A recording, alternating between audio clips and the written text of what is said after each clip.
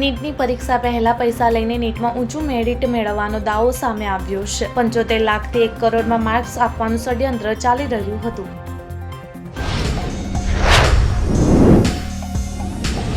સરકારે ગુજરાતીમાં engineering course કરવાની સુવિધા ઉપલબ્ધ કરાવી હતી। છેલ્લા 3 વર્ષમાં એક પણ વિદ્યાર્થી ના મળતા ગુજરાતી એન્જિનિયરિંગ શિક્ષણ બંધ કરવાનો જીટીયુ દ્વારા નિર્ણય લેવામાં આવ્યો।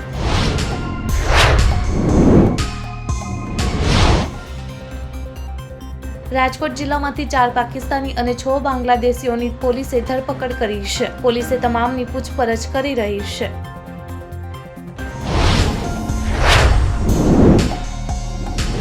વડોદરાના જાણીતા ક્રિકેટર અને આઈપીએલની મુંબઈ ઇન્ડિયન્સ ટીમના પૂર્વ ખેલાડી શિવાલિક શર્મા પર રાજસ્થાનના જોધપુરની એક યુવતીએ દુષ્કર્મની ફરિયાદ નોંધાવતા ખળભળાટ મચી ગયો છે।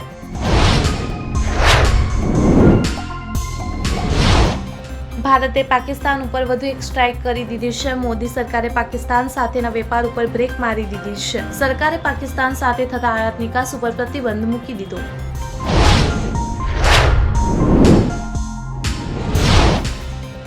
દિલ્હી પોલીસે બાંગ્લાદેશીઓને ગેરકાયદેસર રીતે ભારતમાં પ્રવેશવામાં મદદ કરનાર આરોપીની ધરપકડ કરી છે। આ ઉપરાંત 40થી વધુ ગેરકાયદેસર બાંગ્લાદેશીઓની પણ અટકાયત કરવામાં આવી।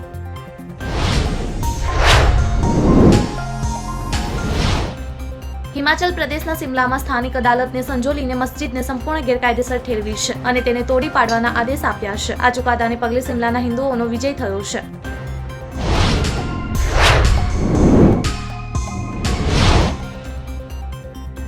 હવે આમિર ભારત અને ચીન સાથે મળીને ફિલ્મ બનાવવાની યોજના બનાવી રહ્યો છે। શુક્રવારે વેવ સમિટમાં તેણે આ વાતનો ખુલાસો કર્યો હતો।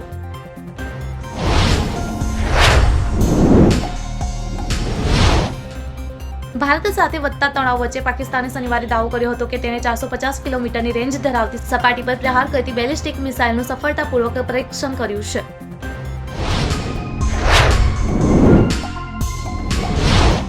બોની કપૂરે તેમની માતાના નિધન પર એક ભાવનાત્મક પોસ્ટ શેર કરી હતી। આ પોસ્ટમાં નિર્મલ સુરિન્દર કપૂરનો ફોટો પણ છે અને પોસ્ટમાં પરિવારના સભ્યોના નામ લખેલા છે।